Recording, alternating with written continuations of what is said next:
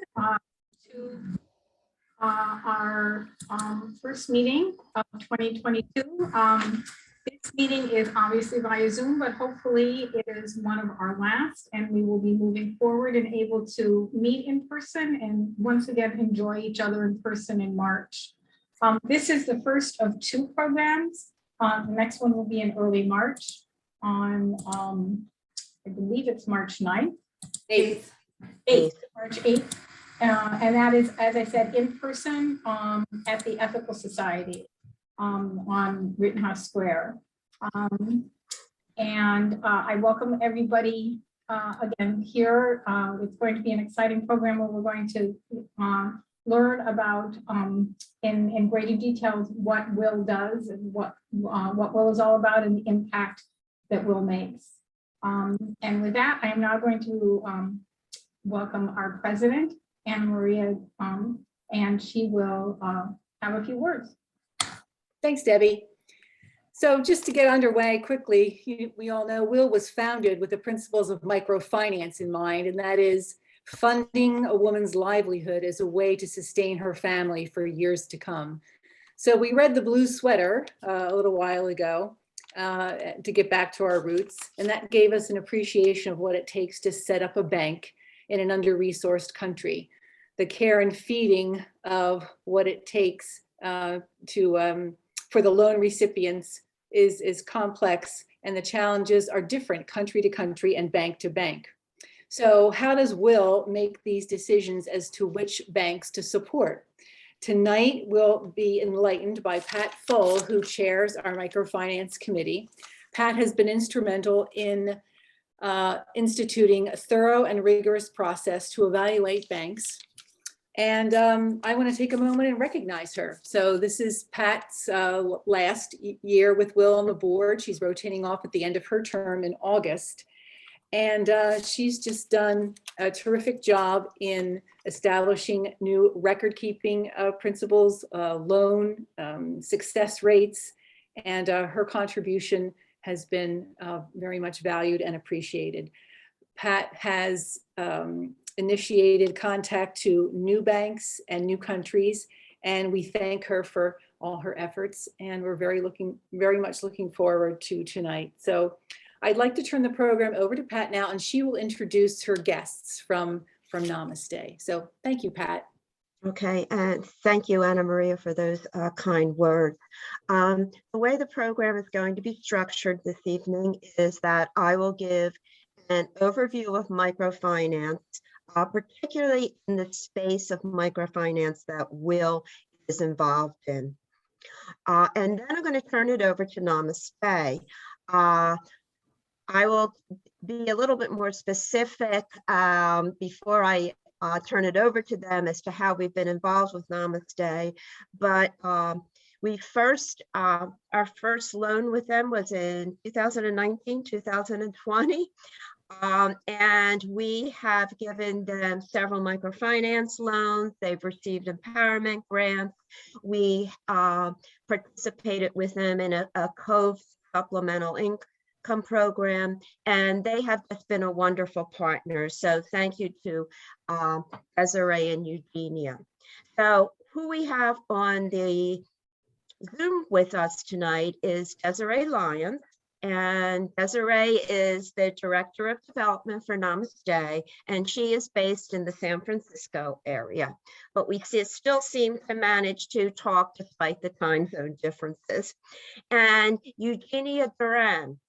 And Eugenia is the Executive Director of Namaste in Guatemala. So they will be, at the end of my presentation, they will be talking about some of the women who have benefited from our funding, and we'll be showing you a few profiles, talking about the state of microfinance in Guatemala, and I'm sure that you will enjoy their presentation very much. So I'm going to start sharing my screen. Just a few housekeeping things beforehand. We have a lot to cover this evening, and we want to be respectful of your time.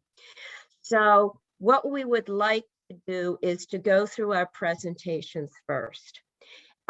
We will take comments and questions at the end of the presentation. However, since there are so many people on the call, and we don't want to have a madhouse of everybody speaking at once, we're going to ask you to put your questions and comments in the chat. And then Irish, who was my great co-chair last year, Irish Olnick, and Linda Resnick, who is also a member of the committee and has been very helpful to me in structuring this program, will manage the chat room and call out the questions. So with that, I'm going to share my screen.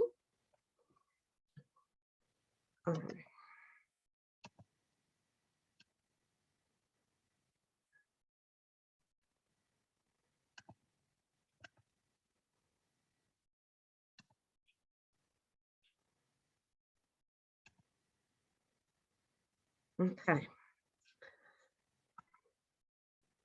So what are we going to talk about? As I said before, what is microfinance? Microfinance is not one size fits all.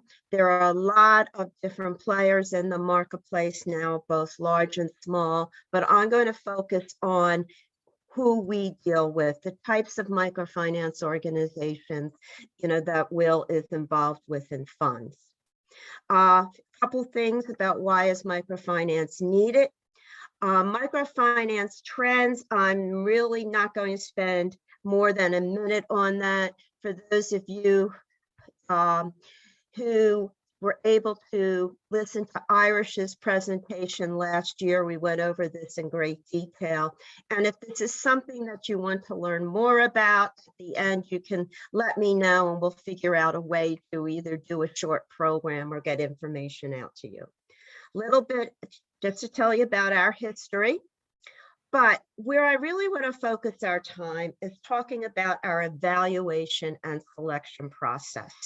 How do we vet organizations that we are considering for funding? What are the variables that we take into account? And what types of things do we look for? And then we'll go on to Namaste. So as Anna Marie said, in microfinance, what we do is we give small loans to women to enable them to either grow current businesses or start their own businesses, which in turn has the snowball effect of being able to have a great benefits for their families, whether it be to send their children to school so they can pay their school fees, uniforms, have better housing, better health care, etc. So what we do in WIL is that we give money and serve women primarily in developing countries who don't have any other access to responsible lending. The population is typically unbanked, meaning they don't have a checking account or savings account or even the very rudiments of financial resources. And they're not eligible for traditional loans simply because they don't have collateral and they would not pass any of the risk algorithms in place by any of the traditional banking institutions. Typically, the MFIs that we fund are in rural areas, and they may not have any banks at all. And in many of the countries, particularly in Central America, since these women do not have access to financial resources, if they need money, they're often susceptible to loan sharks. And the loan sharks charge exorbitant interest and fees, and it's then virtually impossible for the women to get out of debt. Another reason that's not here, but why the women may not have access is because they belong to a patriarchal society where women simply are not allowed or do not have access to any type of financial resources. And we saw that quite a bit, that theme emerged in the Blue Sweater book.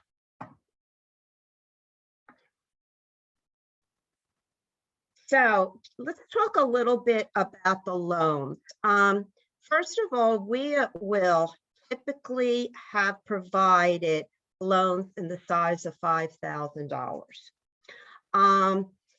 We provide these through village banks, through institutions like Namaste, and I will talk a little bit about that.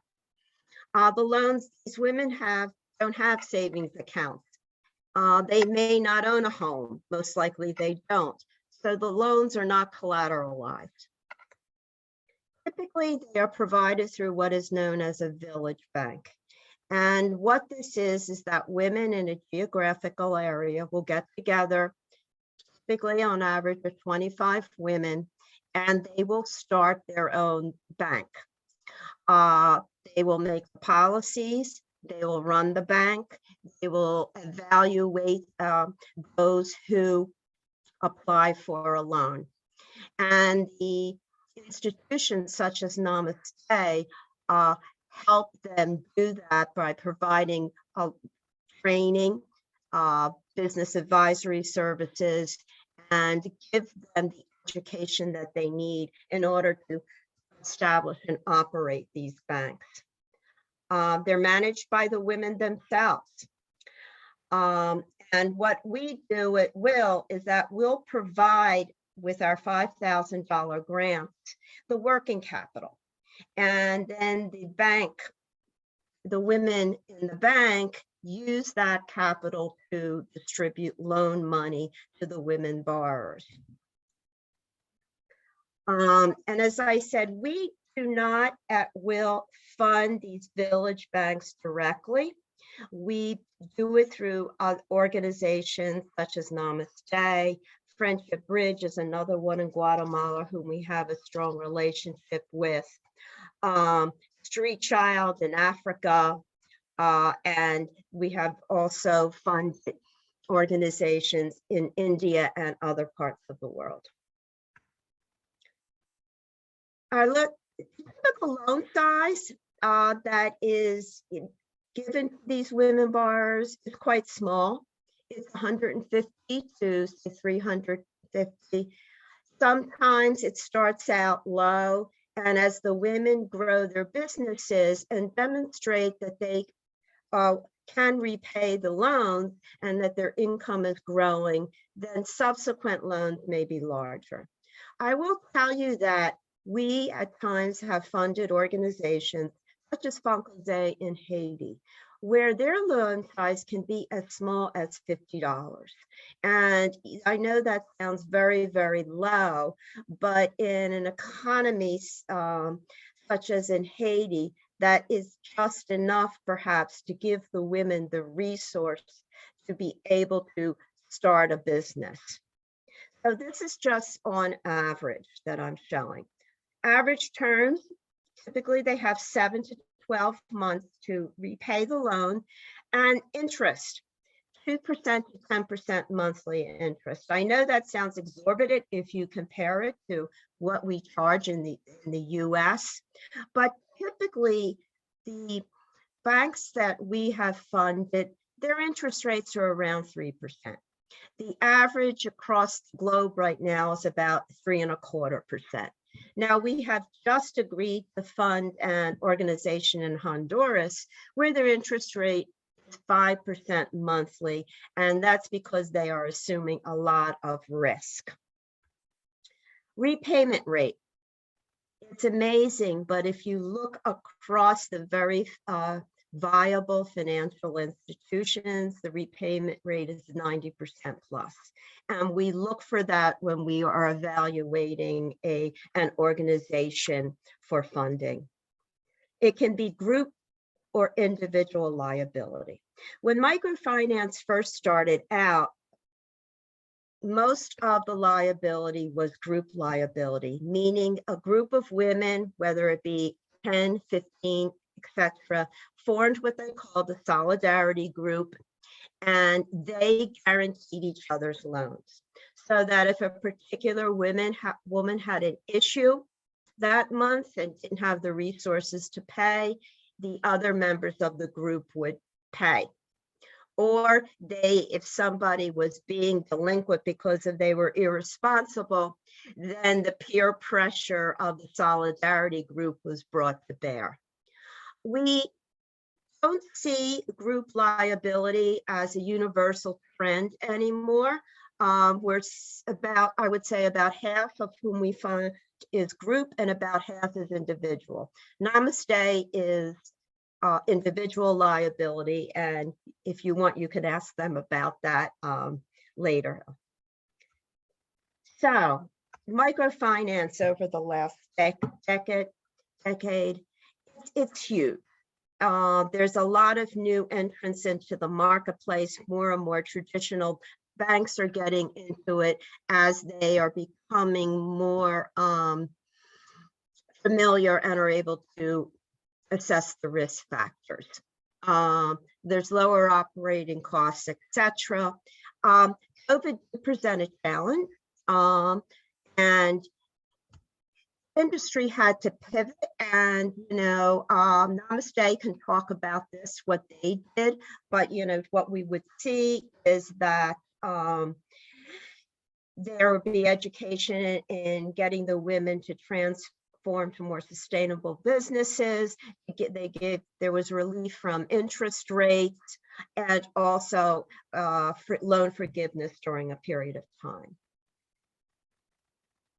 So here are some of the organizations that we have funded over the years. We've funded so far 20 village banks in 16 countries. And that doesn't include, we're actually thinking we're going to fund 3 new village banks this year. So, we are continuing to expand. So let's get the nitty-gritty here. What do we look for? What does our committee look for when we are assessing for a grant amount from $5,000 to $10,000? We look for MFIs in developing countries, and over the last 2 to 3 years, we have focused on Central America.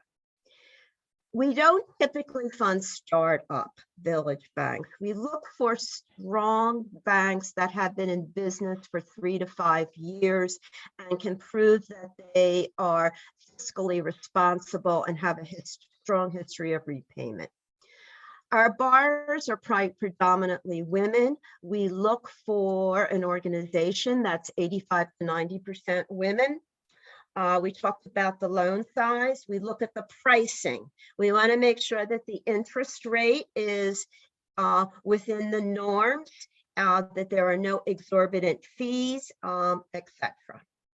But also very important is we are not just looking for an organization that provides funding, because we have found, and if you read the Blue Sweater, it kind of reinforces this, that the women need other services in order to sustain themselves. So we look, does the organization provide financial literacy, occupational training, health services and education, or perhaps scholarships to education? I mean, Namaste can talk about their model. They provide a wealth of business advisory services to the women. We look for a sustainable organization, and sustainable in 2 ways. First, that they are educating women to take up occupations that will sustain themselves over time, that are just not temporary types of positions.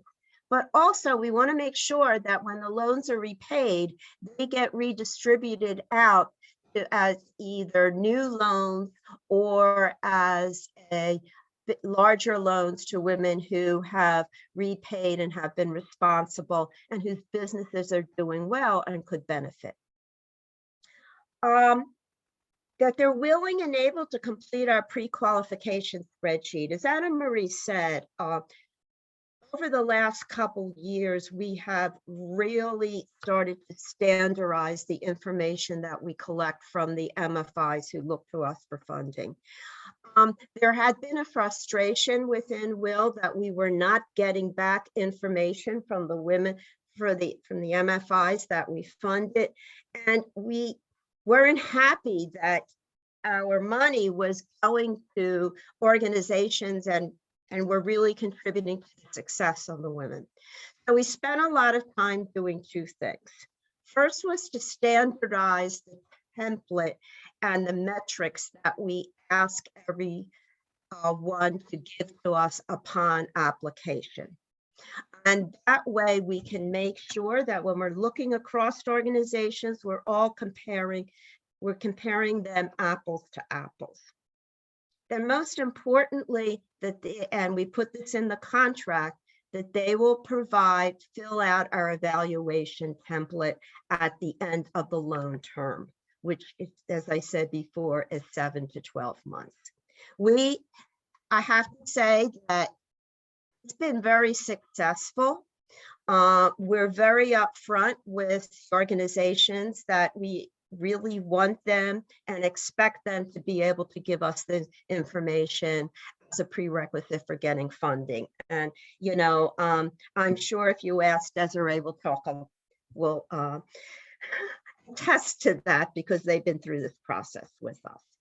So this is just a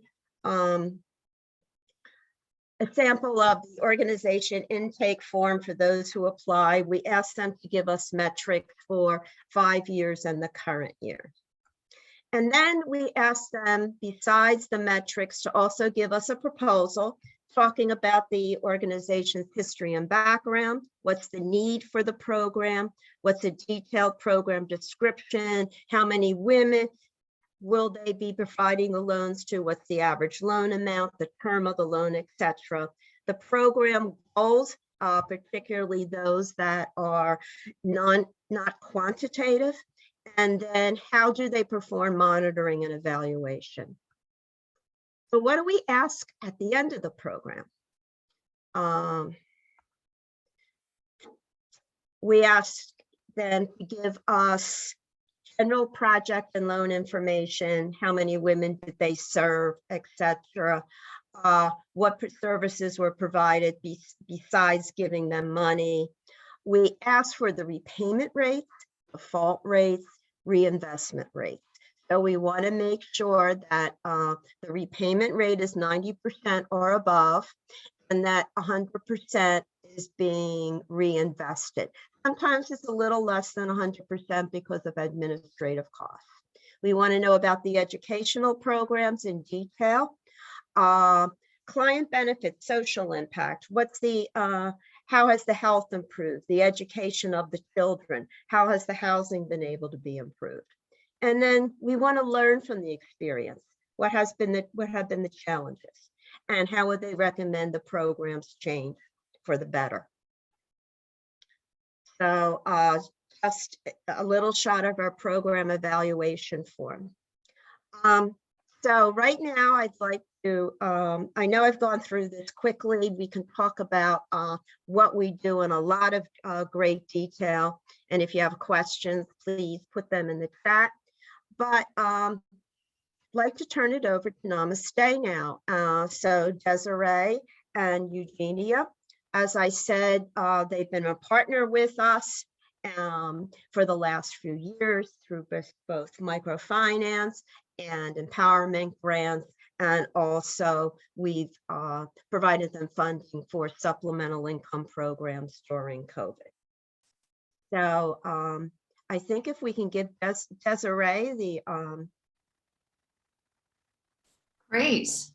Thank you so much for that intro, Pat. I just want to say that from the nonprofit partner perspective, it has been such a pleasure to work with WIL, and the amount of rigor that you have applied to your philanthropic investments is really admirable. And it's been such a pleasure to partner with you, and thank you for inviting us here today to share a little bit about our program and what we've been able to do specifically with WIL's support. So I am going to attempt to share my screen. Let's see. I'd like Pat, you have to stop sharing first. Oh, yes. Oh, I'm sorry. You're right. Okay, here we go. Thank you.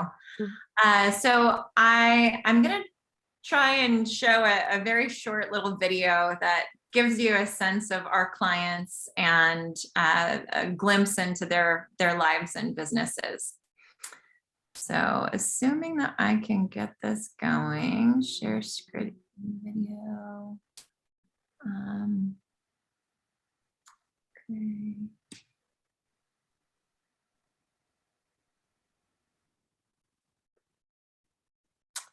And now share sound, optimize for video clip.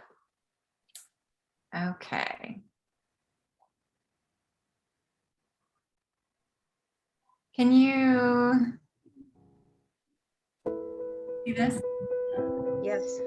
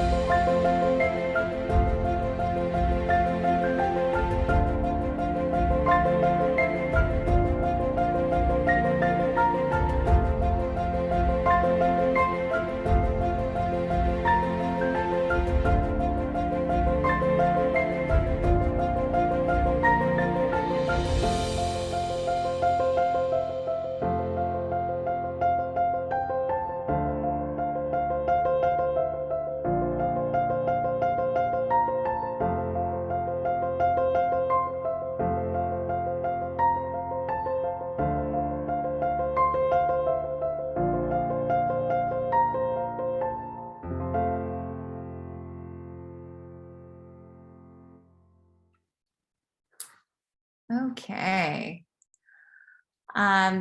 So hopefully that was helpful in sort of getting a glimpse of who the women are in our program.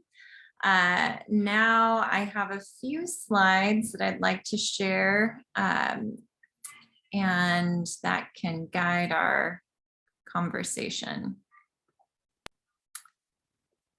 Okay. So let's see, where's my little sidebar? I noticed at the beginning of the call that several of you were talking about Guatemala as if it sounds like you have been there, many of you. So that's really great. It is such a spectacular place and the culture is so rich and vibrant, and it's my favorite place in the world. And at the same time, it is plagued with a lot of gender-based discrimination and challenges that have stemmed from that. So Guatemala was involved in a 36-year-long civil war that ended in 1996. And one of the most brutal tactics that the government used to oppress the people was the systematic rape and torture of women.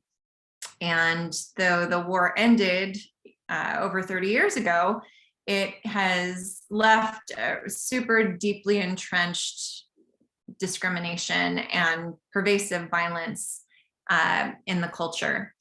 And this means that women have much less equitable access to employment opportunities and education. Women in Guatemala, only 8% of the land in Guatemala is owned by women, which I thought was a really telling statistic. And approximately 50% of working women end up being self-employed, and they start businesses in the informal sector, where they are subject to all sorts of challenges. You know, they don't have Social Security, they don't have any sort of benefits, any healthcare, and it creates a system that is cyclical and keeps women trapped in cycles of poverty and discrimination. And so there's been a lot of research that lines up with Namaste's findings as well, that show what the greatest challenges are facing women who start small businesses in Guatemala. And the top challenges are lack of access to business skills, financial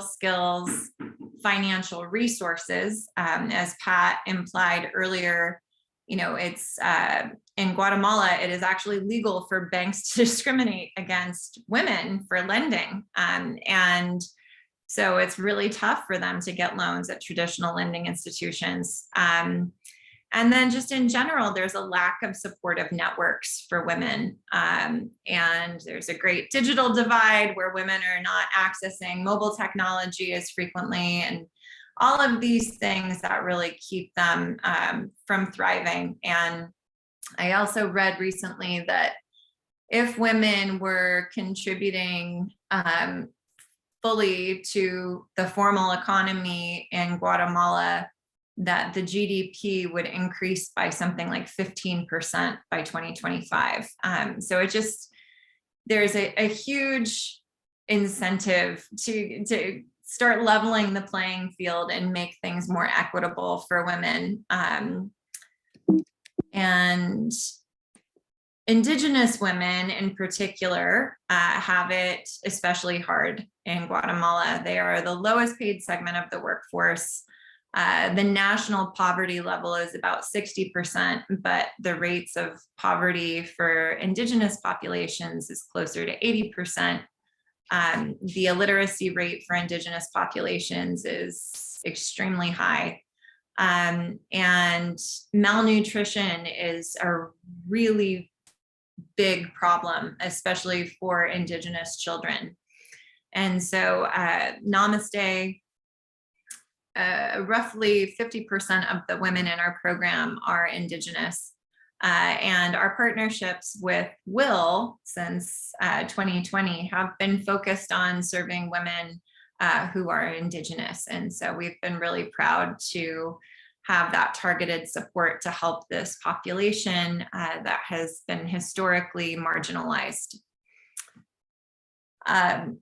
So here's how Namaste solves these problems. Our solution is our signature Creating Prosperity program, and it combines one-on-one business advising with financial literacy training and customized microloans.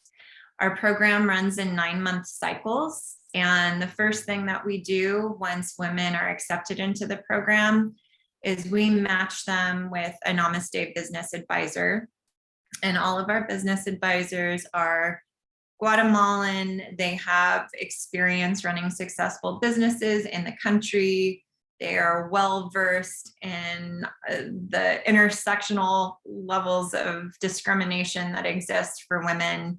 And they speak Spanish and Indigenous languages to be able to reach a wide variety of women.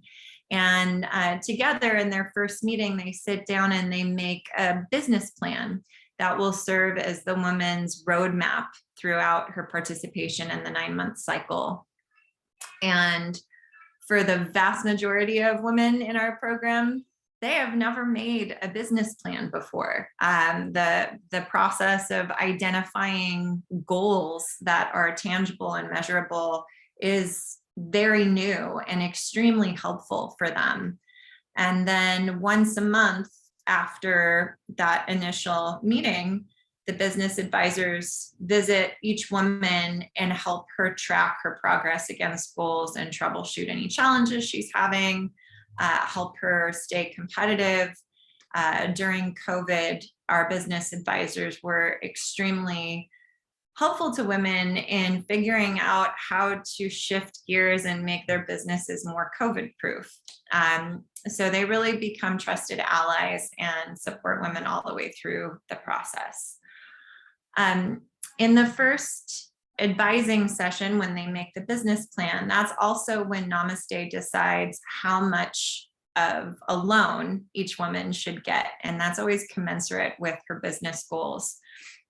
So for women who are in their first cycle of Namaste's program, typically the loans range from $250 to $350 US. And that again is typically ample to invest in new inventory or equipment that's necessary to sort of bring them to the next level. And then in addition to that, each woman participates in about 10 hours of really essential financial literacy classes.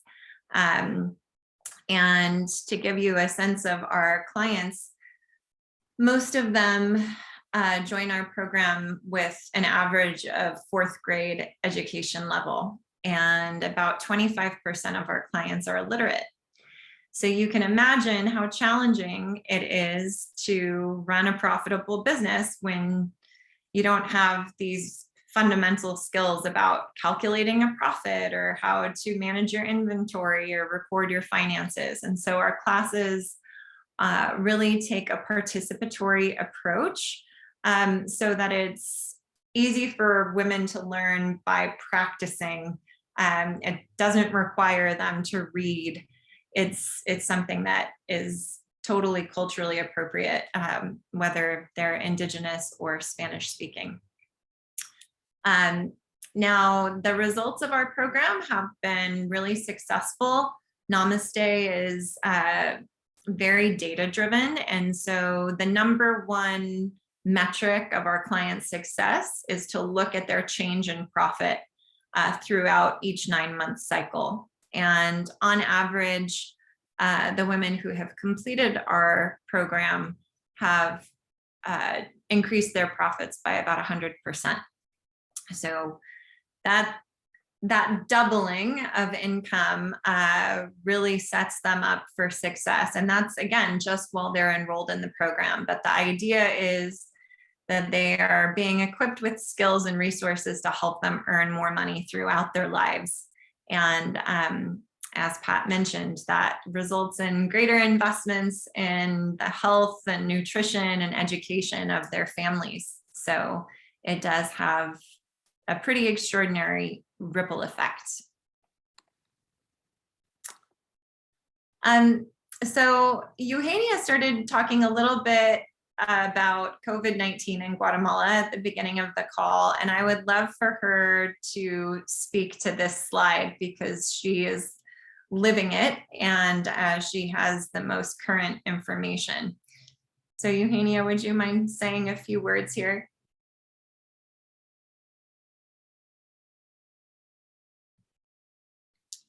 You need to unmute. Oh, there we go. Yeah, sorry. Okay, thank you. Hello, good afternoon to everybody. Nice to meet you all. Thank you for having us here. When you start asking me questions before the meeting, I said, that's my presentation.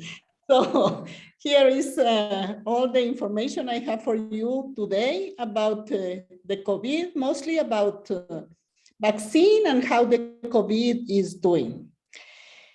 In In the beginning of 2021, there were not too many vaccines in Guatemala, and the ones that were coming in were given to doctors, nurses, and all the people working on the first line. So the normal population started crossing borders to Mexico and El Salvador, or there were some that traveled to the US to get the vaccine. And for those that couldn't do that, they had to make a call. It took months to get an appointment. And when they got it, they had to do long lines. So that was the beginning of 2021. And then in mid-2021, the vaccines availability grew, but there is still long lines. The objective in Guatemala, according to the World Health Organization, was to have 40% of the population vaccinated with 2 doses. Today, February 16, we have only 30% of the population of 17 million people vaccinated with 2 doses. And besides that, there are 5 million vaccines that are going to get due in March. And now the problem is that the people do not want to get that vaccine because that vaccine is not approved by the US and people cannot travel to the US with that one. So we have 5 million that might go to garbage, and that's very sad because they were very, very expensive for Guatemalans. And I got a nice information today that says that in January 28, 2022, the United States had 63.9% of the population vaccinated, Canada, 78.9%, Costa Rica, which is very close to us, 71% vaccinated, and Guatemala has 28.8%. So when I said 30 is because I made the round numbers. Yeah. And one of the concerns is how the government has distributed the vaccines and their communication strategy throughout the vaccination campaign in a country that most of the significant disparities in Guatemala, in Latin America, the people do not speak Spanish. There are 23 different languages in Guatemala, and they are not providing the information in the languages of the rural people. And also, only 21% of the population have access to laptops, and 29% have access to the internet. And you had to register via internet to get an appointment. So this is making this process a very long road for the country in general. And as an additional note, in January, beginning of January, the positiveness of the cases in Guatemala was less than 1%. And this week it has been about 30%. So the cases are going up now. Mm-hmm. Mm-hmm. Thank you. Thank you for that, Eugenia. It's a helpful insight for sure. So I want to speak briefly about Namaste's COVID relief.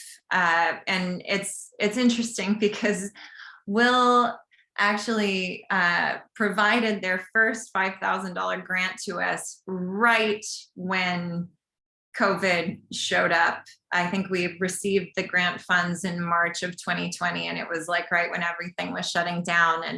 I personally was feeling panicked, like, oh no, what are we going to be able to do anything?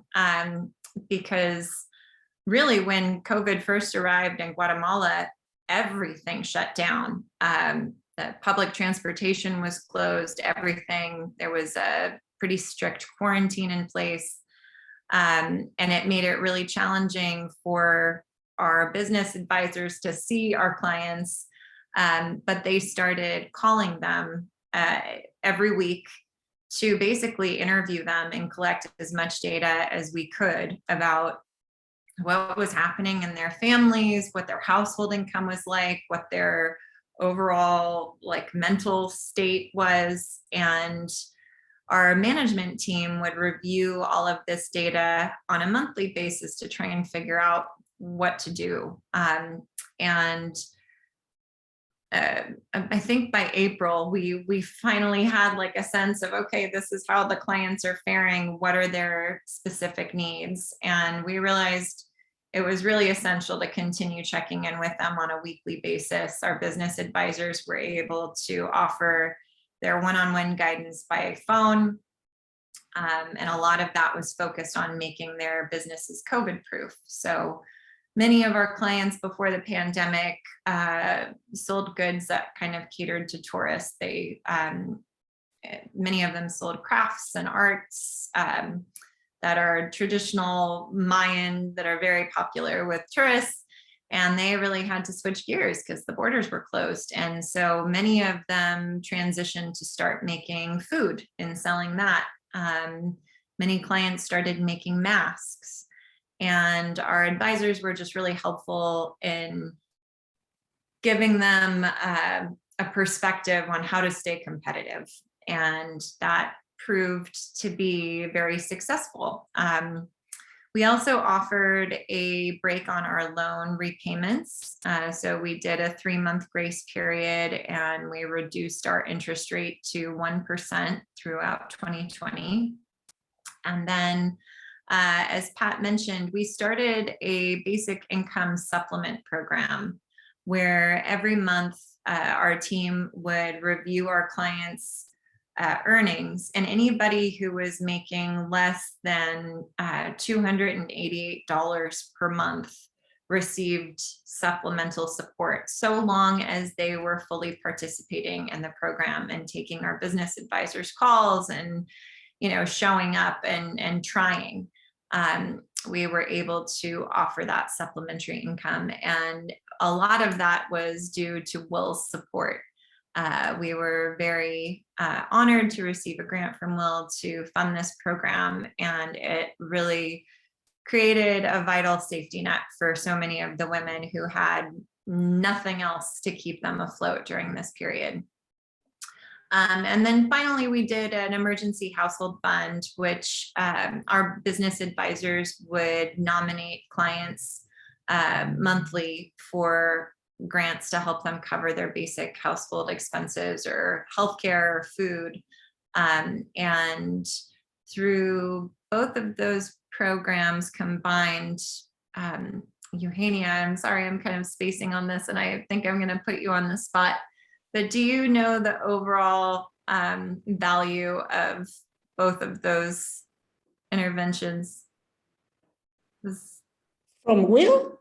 No, from just Namaste's. It's around $35,000. Okay. Mm-hmm. Great.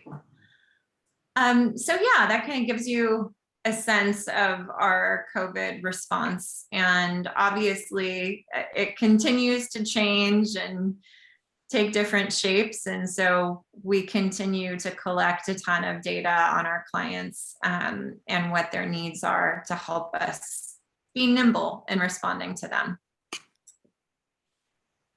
So here is just kind of an overview of the grants that we've received from WIL. As I mentioned, the first $5,000 grant was for microloans. We received funding for our BISP program. And then it was great because we were unable to use the full $5,000 for our basic income supplement program. But with the money that was unused, we were able to bring a group of women who Will had supported in their first grant through a second cycle of Namaste's program. And I will be sharing some slides on what they have accomplished over the course of 2 9-month cycles with Will's support. And then we were very pleased to receive an empowerment grant that brought women through a 3rd cycle of our program, and then more microloans in May of 2021. So we have just been such grateful partners, and I'm really happy to be sharing our impacts with you today. So this is one of the women. I'm going to show you some profiles of the women from Sector Entrada, which is the women who Will funded through their first and second cycles. They are all from the department of Boca Costa of Solola in this town, Santa Catarina. How do you pronounce this last word, Eugenia? Ixtahuacan. Ixtahuacan. Thank you for that. I would have butchered it for sure. But Reina is 41 years old. Her business is buying shoes and clothing. Her story is that her husband immigrated to the US and left her with a ton of debt, and has not sent any money back from the US. And she is still struggling to pay off debts and keep herself financially afloat. And she has a 3rd grade education. And with Namaste's support, she has increased her profits by a total of 91% in the last 2 cycles, which is pretty extraordinary. And it has been a game changer for her in terms of managing her life. The next client is Michaela Salkil. And by the way, their names are extremely, most of the women in our program have 4 names, and just to protect their anonymity here, I'm using their first and second name. So, but Michaela is also 41 years old, also has a 3rd grade education, and her business is also shoes and clothing, and her profits have increased by 96% in our program. And she, like many of our clients, actually have a couple of businesses that operate concurrently. And so in addition to buying shoes and clothing, she has purchased some pigs to raise them and sell the meat to diversify her profits. And she was able to invest in both of her businesses with Namaste's support and Will's support. And she is cranking along well. And with our guidance also, she has started reporting her finances and doing inventory planning, which has really set her up for success in the long term. Katarina is 53 years old. She never attended school. She has 4 family members living under her roof. Her business is also buying shoes and clothing. She has increased her goal or her profits by 93%. And she was able to add more inventory to her business, which I think is attributable to her profit increase.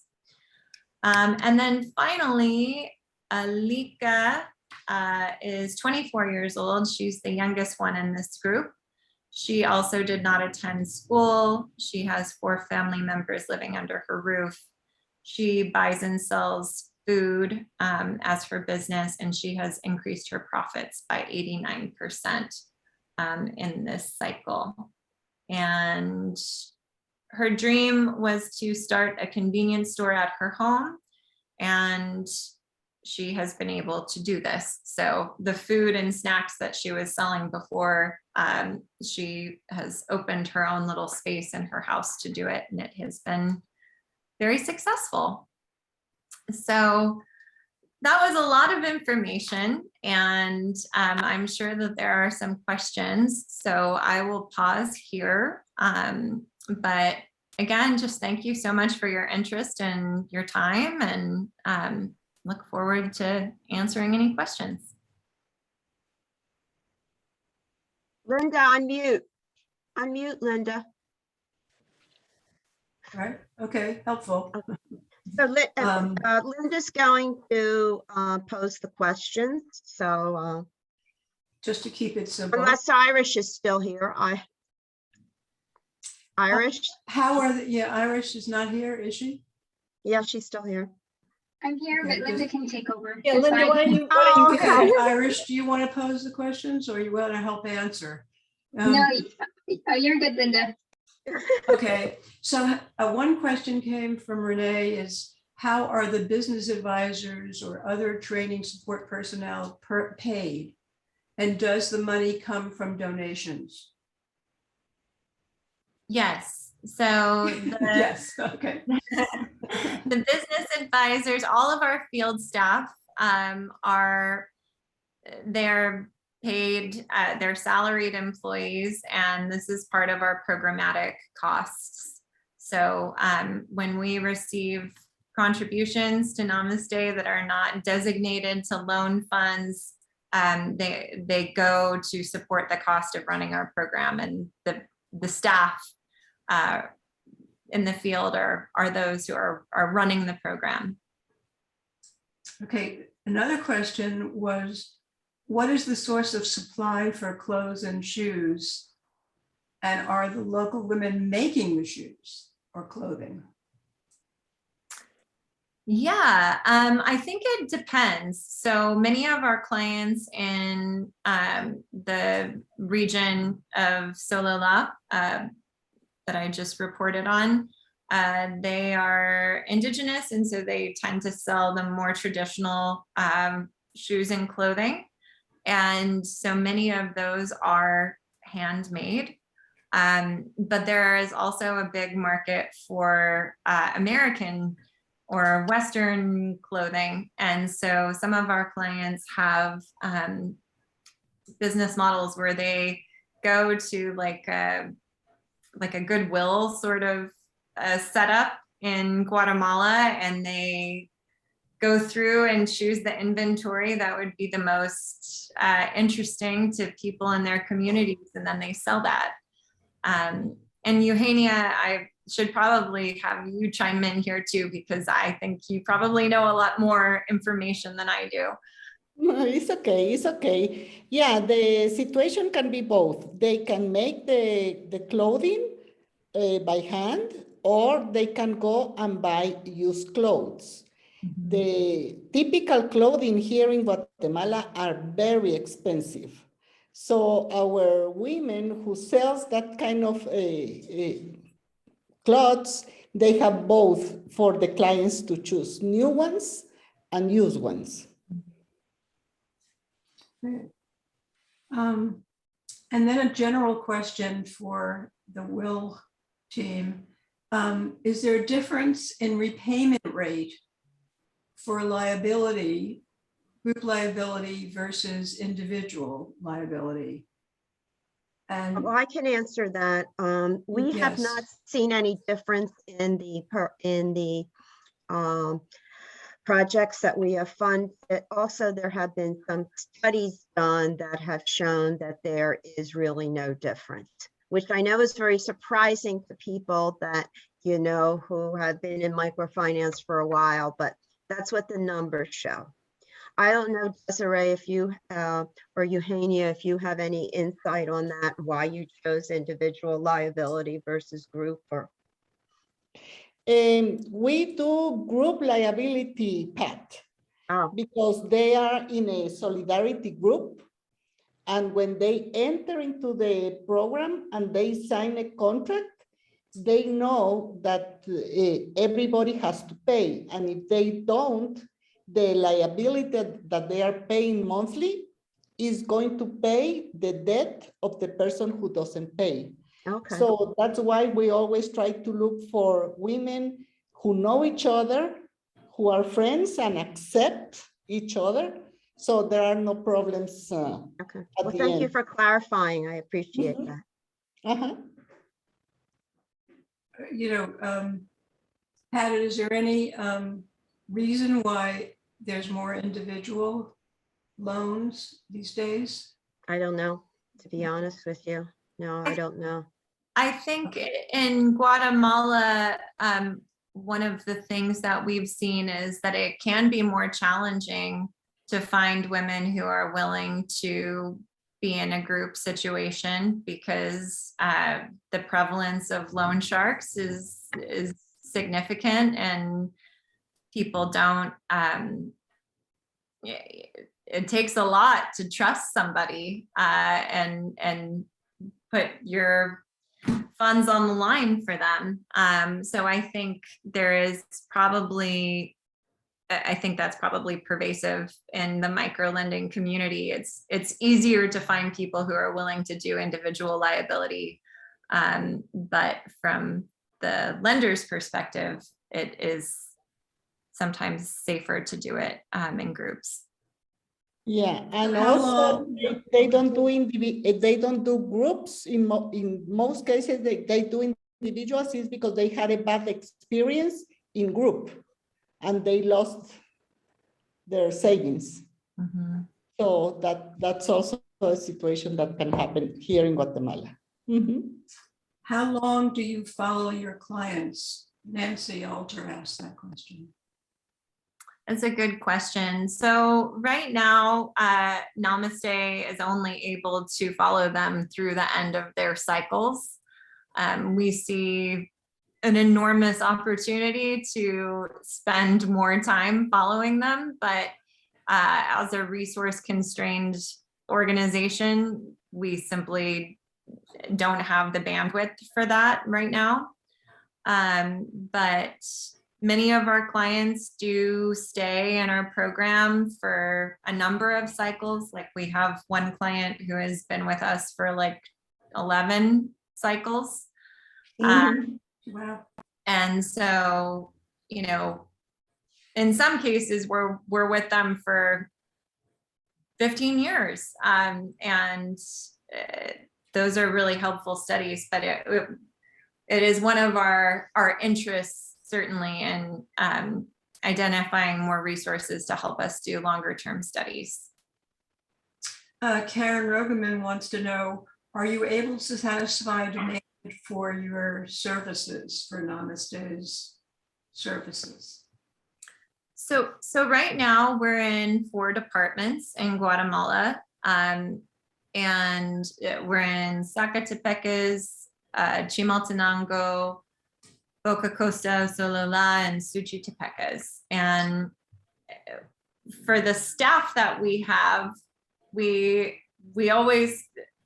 there are always enough women to keep our staff busy, but there is certainly a demand for more in different regions, but it's a matter of finding the resources to add additional staff members to do the program in new places. So I guess to answer your question, there's more demand, certainly.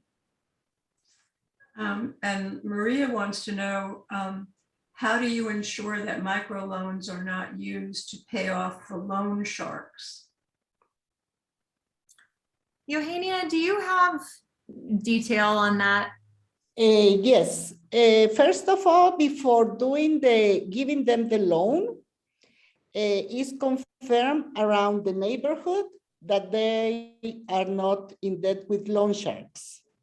That's the first step our business advisor do. Then they confirm also with the group that is going to make the loan. Third, we also check them in the credit bureaus here in Guatemala, even though loan sharks are not there, but we can see how they handle the loans before and see how they are doing. And after they received the check for the loan, and in the business plan, they said they were going to buy like 100 bags of chips and candies, and because she has a store. 8 days later, the business advisor goes and checks that she bought what she said she was going to buy. And that's the way we confirm that she didn't use the money to pay a loan shark. Thank you. You're welcome. I think that's the last question that I have on our chat here. Whoops, somebody else? Okay, no. There's a question from, yeah, there are other questions, Linda. No, What about Mary Kahn? Mary Kahn? it's not showing. Well, whatever. Why don't you read it? I'm not seeing it. Do you expect profits to continue to increase post-COVID? How do you think the women will adjust? How does Namaste, and does Namaste have competition in Guatemala? Good question. I think we've been really pleasantly surprised by our clients' ability to stay resilient through COVID. We certainly saw a dip in our clients' profits in 2020 and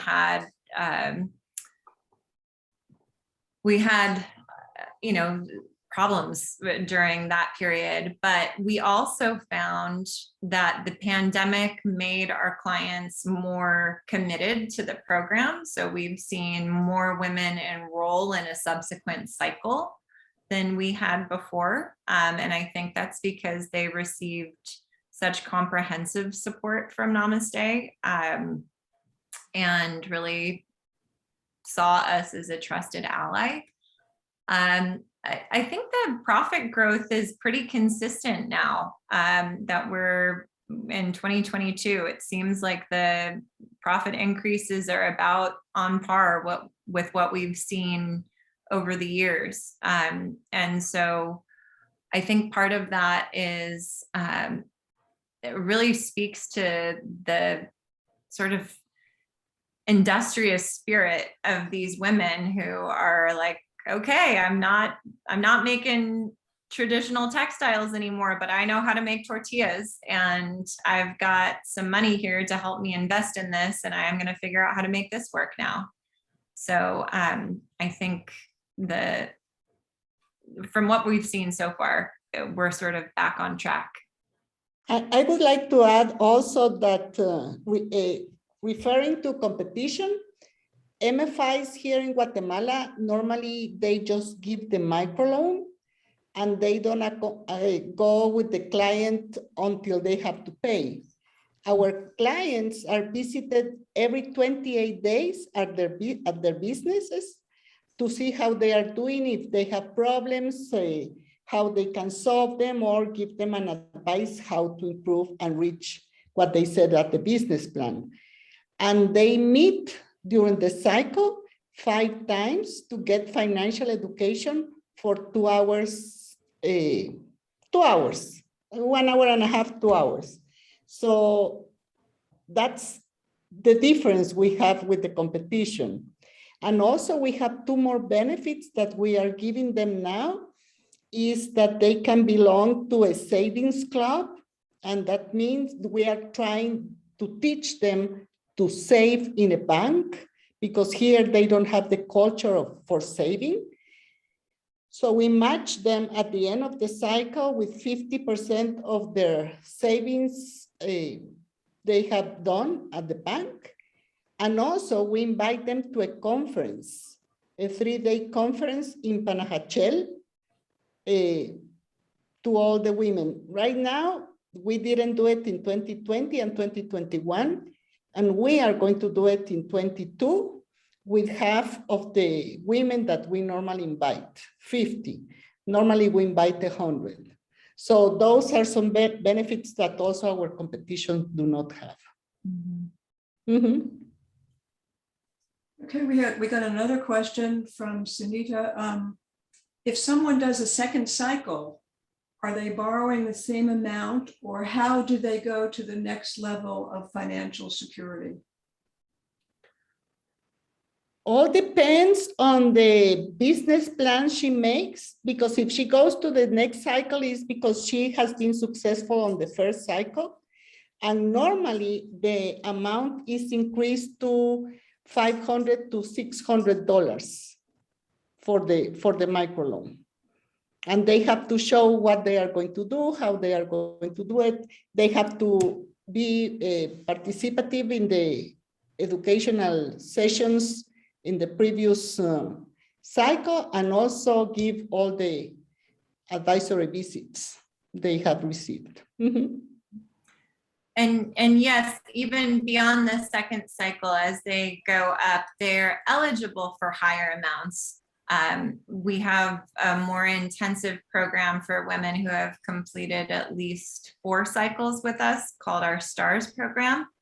And women in that program demonstrate major ambition, and loan amounts for them range between 4,000 and 6,000, I think. And that cycle is not 9 months. That's typically a couple of years, and is 36 months. okay, 36 months. Great. Yeah. Okay, well, we're at time now, so I want to just be respectful of everyone's time that they've budgeted for the program this evening. So we've had many, many good questions. Thank you to Namaste, to Pat, and Linda for helping out. And I'm just going to once again invite you to the March 8th, if you're in the Philadelphia area. March 8th, we're hoping to get together in person. March 8th is International Women's Day. And we are celebrating by coming together at the Philadelphia Ethical Society right on Rittenhouse Square, where we will be looking at some micro bank decisions. And there'll be more on that in the upcoming invitation. And it should be an exciting evening. So thank you. So thank you to everyone. It was really good to see everyone virtually anyway. So Good questions, good questions. good questions, good discussion. We really appreciate, we love partnering with you, Namaste. We love your leadership, Pat, that you've shown. And we hope this to continue. So have a good evening, everybody. Thank you. Bye. Thank you. Bye.